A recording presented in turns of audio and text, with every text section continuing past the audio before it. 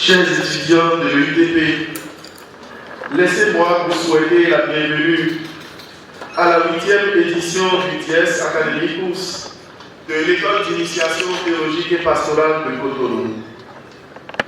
Le Dies Academicus, au-delà de son nom quelque peu rébarbatif, constitue une opportunité et un rendez-vous précieux où tous les étudiants de l'UTP se retrouvent autour de réflexions enrichissantes sur l'Église et la société. Depuis le mois d'octobre 2024, s'est terminé le synode sur la synodalité, dont le thème fédérateur s'intitulait « Pour une Église synodale, communion, participation et mission ». En nous retrouvant aujourd'hui à ce Dies Academicus, nous voudrions seulement rappeler à notre mémoire collective les interpellations que ce synode a suscitées dans nos églises en Afrique, mais aussi prendre la mesure et proposer des moyens de remise en cause de possibles réformes et les richesses désormais à promouvoir avec audace dans nos églises d'Afrique, tout en ayant le courage d'identifier les pratiques ou habitudes ecclésiales à abandonner. La question de la synodalité, de la pratique synodale, n'est pas un sujet dont on discute souvent. On n'en parle pas très souvent. Et ceux qui en parlent n'en disent pas grand-chose. C'est vrai qu'il y a un travail qui a été réalisé dans les diocèses. Mais pendant combien de temps il y avait quel impact?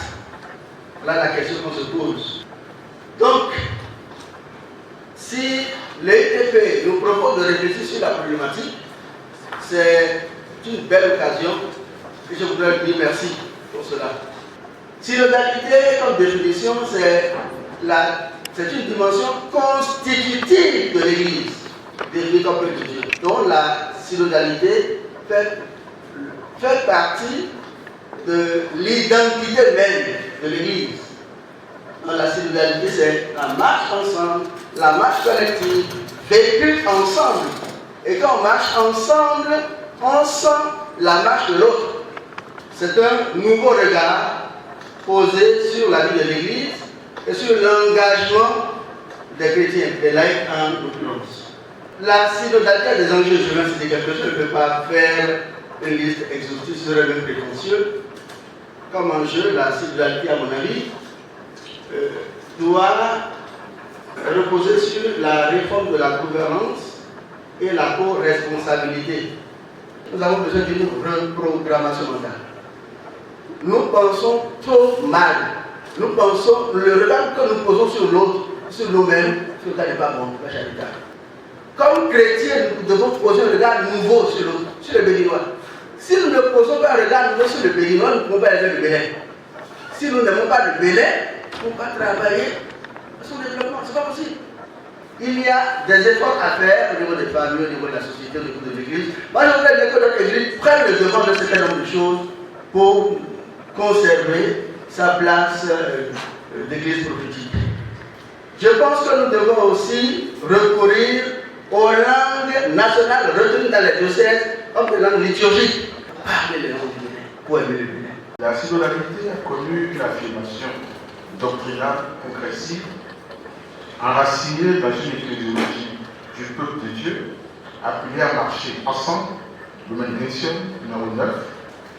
Cette reconnaissance s'est intensifiée au cours des dernières décennies, jusqu'à être explicitement présentée par le pape François comme une dimension constitutive de l'Église et non comme une simple modalité organisationnelle. Pape François, dans son discours pour le 50e anniversaire du synode des évêques, c'était le 17 octobre 2015. Cependant, malgré cette reconnaissance progressive, au contraire, cette reconnaissance révèle, un décalage persistant. Dans toutes ces analyses qui ont été faites de manière progressive, on note un décalage persistant entre les orientations magistérielles et leur réception effective dans les églises locales. La synodalité ne se déploie pas, il faut reconnaître, dans un vide culturel.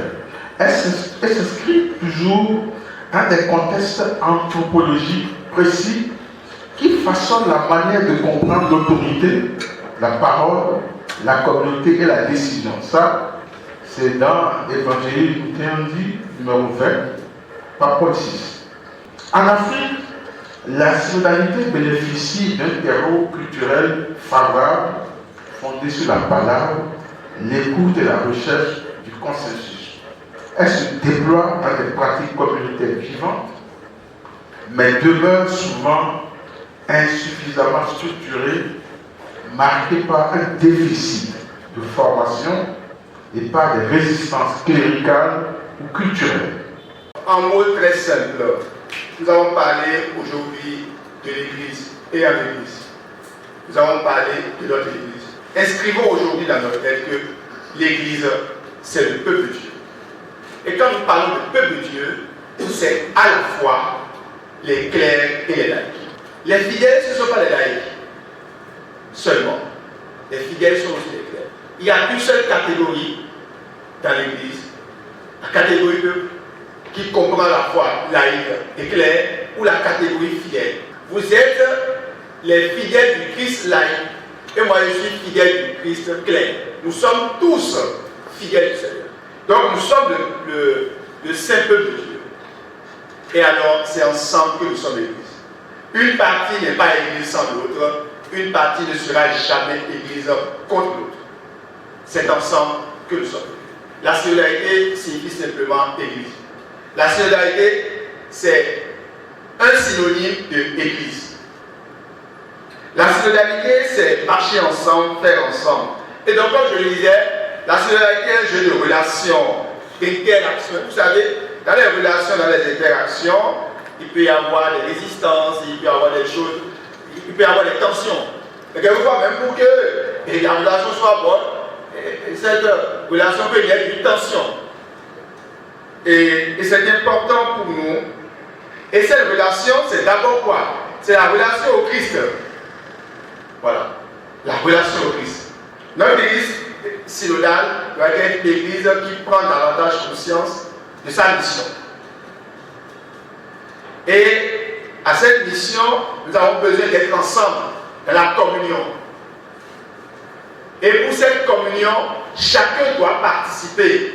Donc, et une église synodale n'est pas une autre église, c'est une autre manière d'être église. L'église synodale n'est pas une autre église, c'est une autre manière d'être église pour pouvoir être plus efficient. Pour que ce que le Christ demande à son église, ce que le Christ veut de nous, se réalise effectivement et que nous assumions notre mission dans la société. Chers frères et sœurs, soyez plus exigeants vis-à-vis de vos pasteurs. Et c'est là où les dépassements sont nécessaires pour nous et une certaine conversion. Et je voulais évoquer cette conversion-là à 3 niveaux. Le premier niveau, un changement de mentalité, comme vous l'avez dit, de perception, pour avoir une conscience d'appartenance. Donc moins de passivité, la co-responsabilité, l'engagement.